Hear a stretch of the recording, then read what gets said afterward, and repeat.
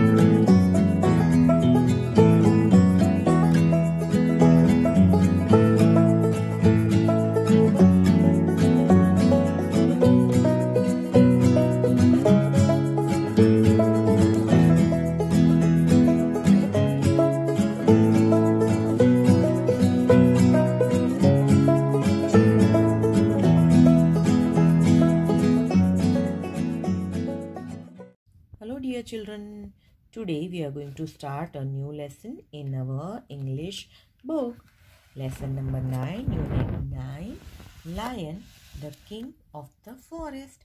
यानी ये लेसन में हम लायन के बारे में जानेंगे जो जंगल का राजा कहलाया जाता है. So first of all, activity 1, can you name the animals in the pictures given below? Tell your classmates and teacher which is your favorite animal and where have you seen them.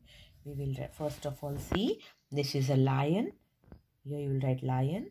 This is a tiger. This is a peacock. Here you can see, this is an owl, crocodile, deer. This is a snake, leopard. This is a bat. This is a python and this is a bear.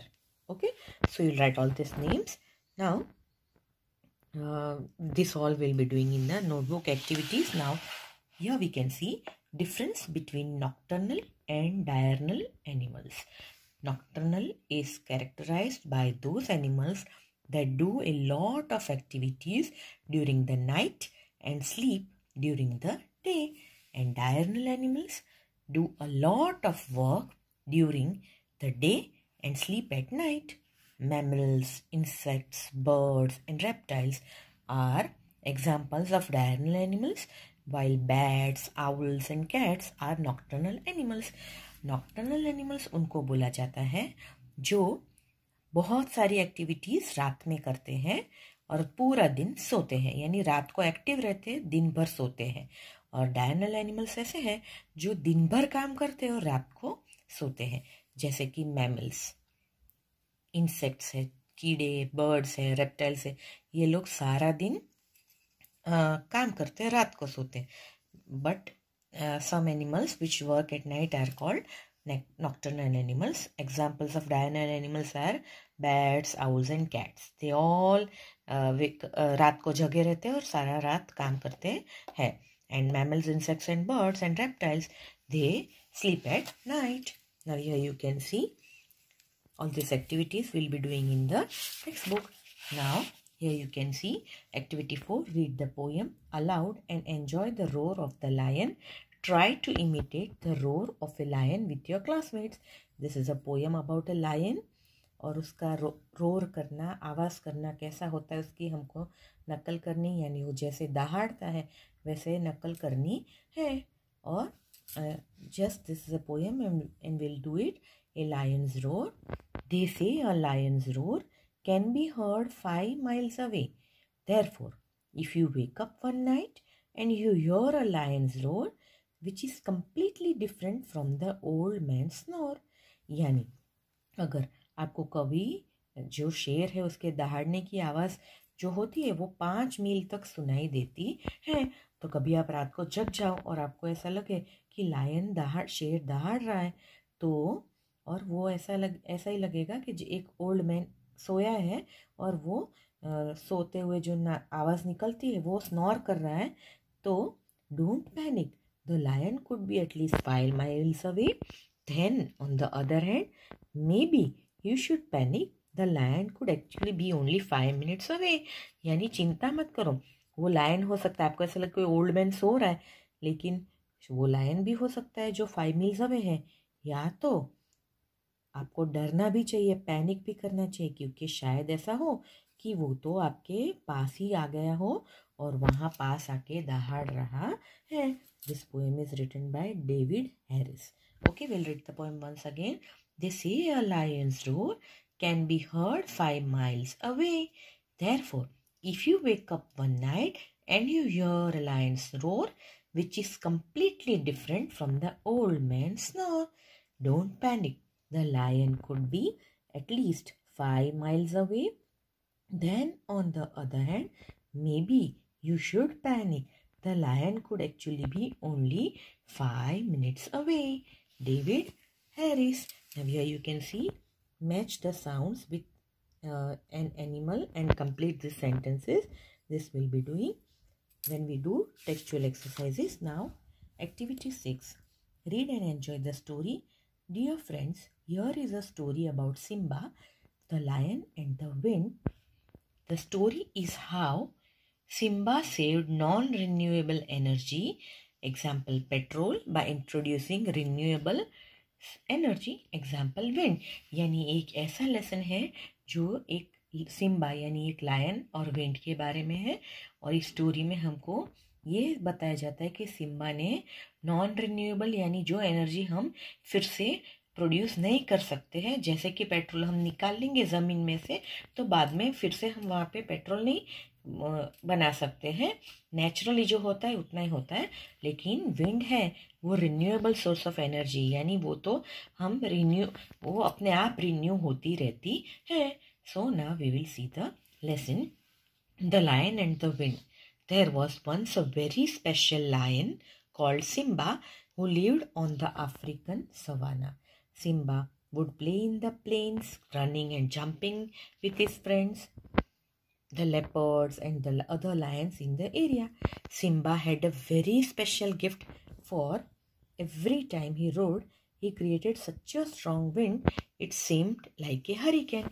यानी Simba एक special type का lion है, जो एक खास lion है जो Africa के सवाना यानी बड़े बड़े जो अफ्रीका में ग्रास उगते हैं और उनको सवाना बोला जाता है। तो वहाँ पे वो अपने फ्रेंड्स के साथ दौड़ता है, जंप करता है, खेलता है, एंजॉय करता है। उसके फ्रेंड्स हैं लेपर्ड्स, उतने एरिया में वो लोग खेलते हैं।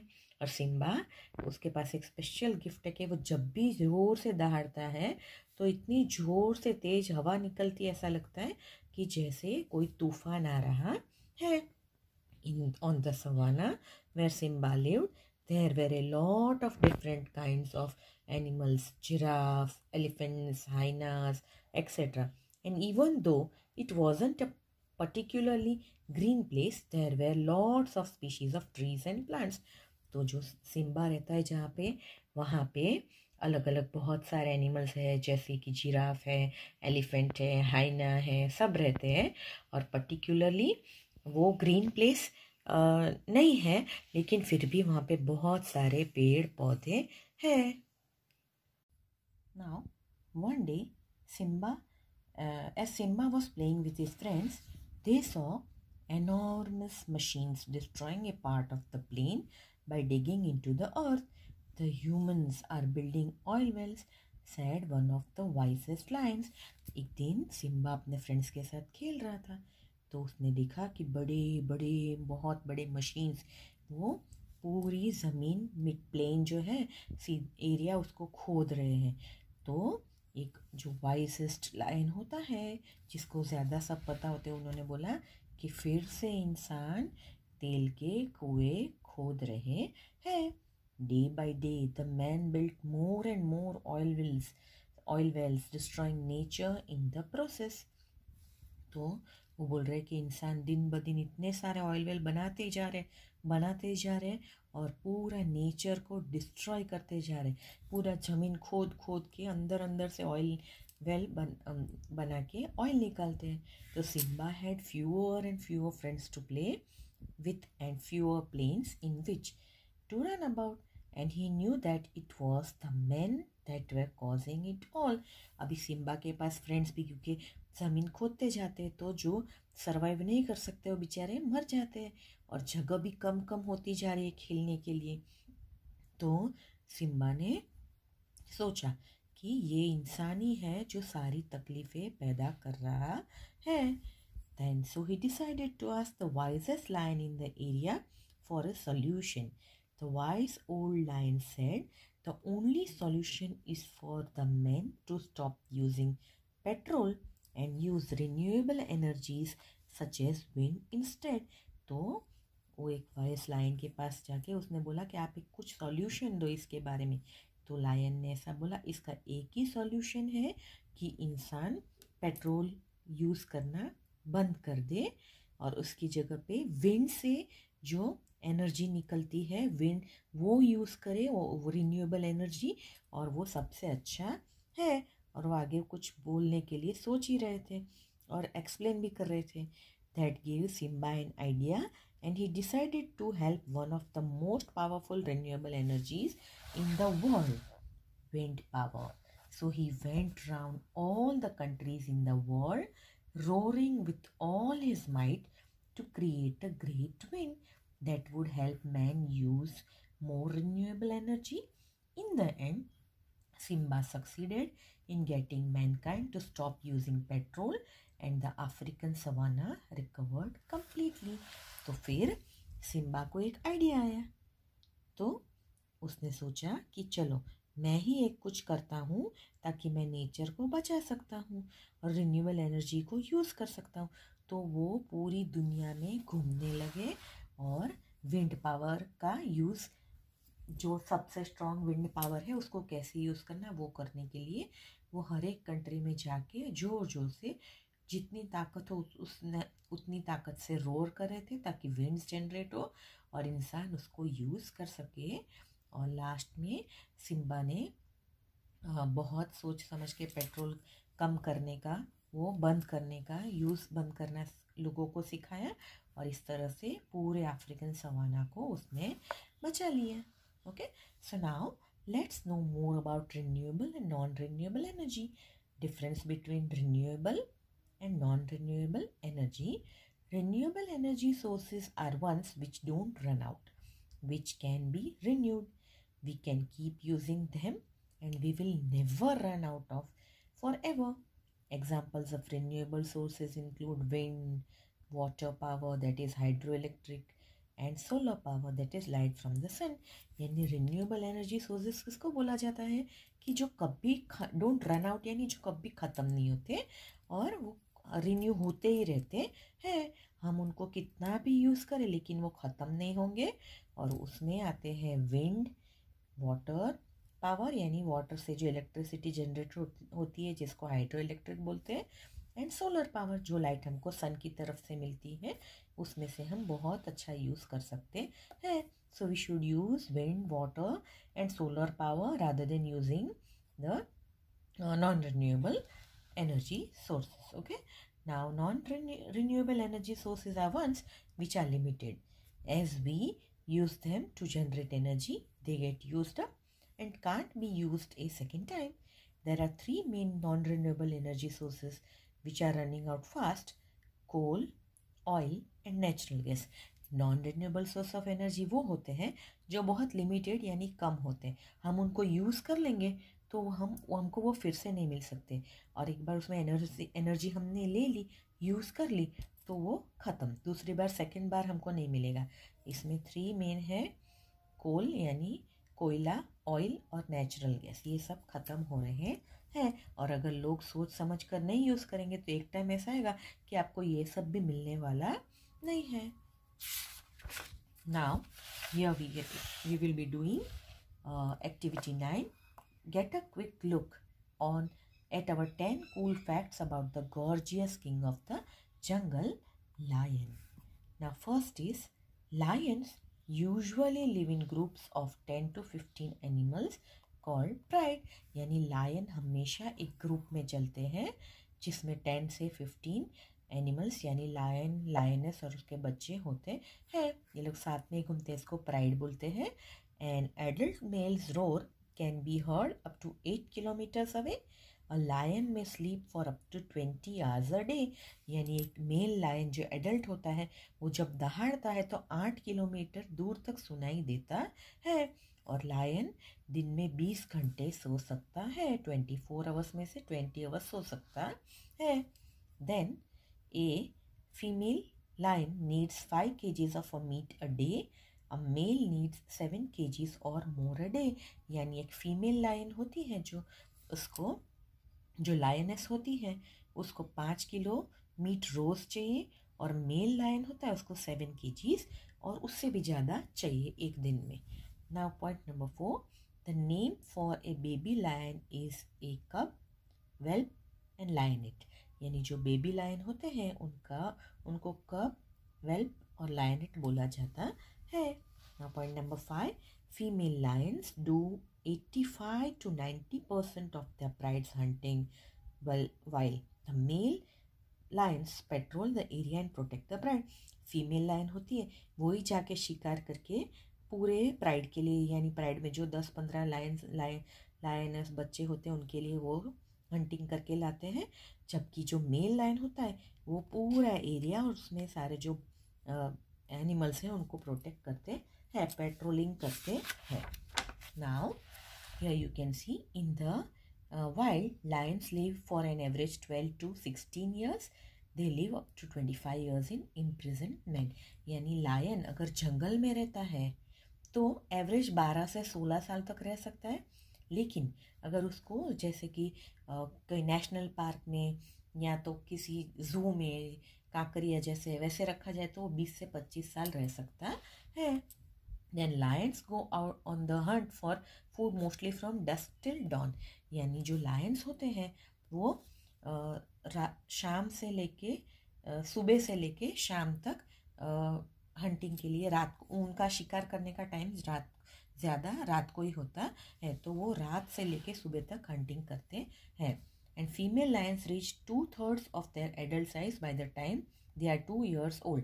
यानी जो फीमेल लायन होती है वो एडल्ट होने में उसको जब वो 2 साल की होती है तो 2/3 जितनी वो ग्रो हो जाती है. And a lion can run for short distances at 50 miles per hour and leap as far as 36 feet. Lion बहुत फास्ट दौड़ शॉर्ट डिस्टेंस में दौड़ सकता है, और एक छलांग जब वो लगाता है वो 36 फीट की होती है. And lions hunt animals such as deer, buffaloes, wild pigs in forest. यानी लायन हिरन का, बफेलो का यानी वाइल्ड बफेलो और वाइल्ड पिग का शिकार करते हैं. Here you can see activity 10. The present table is about national parks of the state of Gujarat. Read the following information and discuss with your teacher and friends about the sanctuary you visited from the table. यानी यहाँ पे जो हमको ये table दिया गया है ये बताता है कि गुजरात में कहाँ कहाँ पे नेशनल पार्क्स आए हैं और उनकी क्या क्या इन्फॉर्मेशन है, कितना एरिया है, कहाँ पे है, वहाँ कौन से एनिमल्स पाए जाते हैं. That will see. Also tell them about the animals you have seen in the forest or zoo and which sanctuary you would like to visit. आप कहाँ पे जाना चाहोगे और क्या क्या देखना चाहोगे, that all you will see. Gujarat state came into existence on May 1st, 1960 after the division of the state of Bombay. The total geographical area of the state is 1,96,024 square kilometers, out of which 18,961.56 square kilometers, that is 9.67%, is a declared forest area with 7.72% of area as forest cover. The unique features of the state are the climatic and geographical conditions, that is the largest coastline in the country, the salty deserts, grasslands and wetlands. यानी Gujarat May 1st 1960 को उसका existence आया, उसको गुजरात दिन बोलते हैं. और कब हुआ ये, महाराष्ट्र बॉम्बे से अलग होने के बाद गुजरात एक अलग राज्य बना. इसका टोटल एरिया है 1,96,024 स्क्वायर किलोमीटर्स और उसमें से 18,961.56 जो एरिया है 9.67% वो फॉरेस्ट एरिया में डिक्लेयर किया गया है और 7.72% है वो एरिया एज फॉरेस्ट कवर, यानी फॉरेस्ट के आजू बाजू का जो एरिया होता है वो डिक्लेयर किया गया है। और इसका जो यूनिक फीचर है कि यहाँ पे क्लाइमेटिक कंडीशंस, जोग्राफिकल कंडीशंस एकदम बराबर है, जो लाइन वगैरह को रखने के लिए अच्छा है। और यहाँ पे सबसे लंबा कोस्ट लाइन जो गुजरात में से पास होता है, और सॉल्टी डेजर्ट्स है एंड ग्रासलैंड से बड़े बड़े घास, और वेटलैंड्स भी। वेटलैंड यानी जब बाढ़ आती है, फ्लड आता है और जो पानी भर जाता है, that is called a wetland. These factors have given the state a diversity of plant life and animal life. The Royal Asiatic lion and wild ass have their last resorts of the world in Gujarat. The animal life consists of 14% fishes, 18% reptiles, 37% avifauna, the birds of a particular region, habitat or geological period, and 25% of the mammal population of the country. So ये जो factors हैं उसकी वजह से यहाँ पे गुजरात में बहुत सारी प्लांट लाइफ और एनिमल लाइफ में डाइवर्सिटी देखने मिलती है, और जो पूरे वर्ल्ड में एशियाटिक लायन जो फेमस है और वाइल्ड एस वो यहाँ पे पाए जाते हैं, और यहाँ पे ही देखने मिलते हैं, कहीं और नहीं। और जो एनिमल लाइफ है उसमें 14% फिशेस है अलग अलग टाइप की, 18% रेप्टाइल्स हैं, 37% एविफोना यानी जो बर्ड स्पेशल स्पीशीज़ के होते हैं जो कोई कोई एरिया में ही पाए जाते हैं वो भी यहाँ देखे जाते हैं, and 25% are mammals. Okay, then forest department of Gujarat is interested with the prime responsibility of protection, conservation and development of the forest and wildlife of the state. यानी जो फॉरेस्ट डिपार्टमेंट है उनको ये काम सौंपा गया है और उनकी जिम्मेदारी है कि वो लोग इन एनिमल्स का, फॉरेस्ट एरिया का प्रोटेक्शन करे, उनको संभाल के रखे और उनको डेवलप भी करे। Now we will see that where do we have different national parks. Name of the park, Gir national park. It was established in 1975। Area है उसका 256.71 and location Sasangir. It is in district Junagadh. Here you can see lion, leopard, chital, chousingha, hyena, ममोर, chinkara, herpetofauna, crocodiles and birds, ये सब यहाँ भी देखने मिलते हैं। Second is blackbuck national park. It was established in 1976। Area is 34.08। It is in Velavadar district Bhavnagar. यहाँ पे आप blackbuck, wolf, houbara bustard that is a type of bird, harriers, lesser florican and herpetofauna. Then Vasada National Park, established in 1979, area 23.99. Then it is in Vasada district Navsari. यहाँ पे आप leopard, हाइना, चित्तल, चौसिंगा, herpetofauna और दूसरे birds देख सकते हैं। Then Marine National Park, it was established in 1982, area 162.89, Gulf of Kutch, that is in Jamnagar. Sponges, coral, jellyfish, seahorse, octopus, oyster, perioyster, starfish, lobster, dolphin, dugong, waterfowls, ये सब यहाँ पे देखने को मिलता है। So children, total area comes to 469.67. Okay, so these all are the national parks situated in Gujarat. कहाँ कहाँ पे है, कब एस्टैब्लिश हुआ, कौन कौन से एनिमल्स पाए जाते हैं, सब कुछ आपने देखा। So I hope you have understood the lesson very well. Okay, bye bye.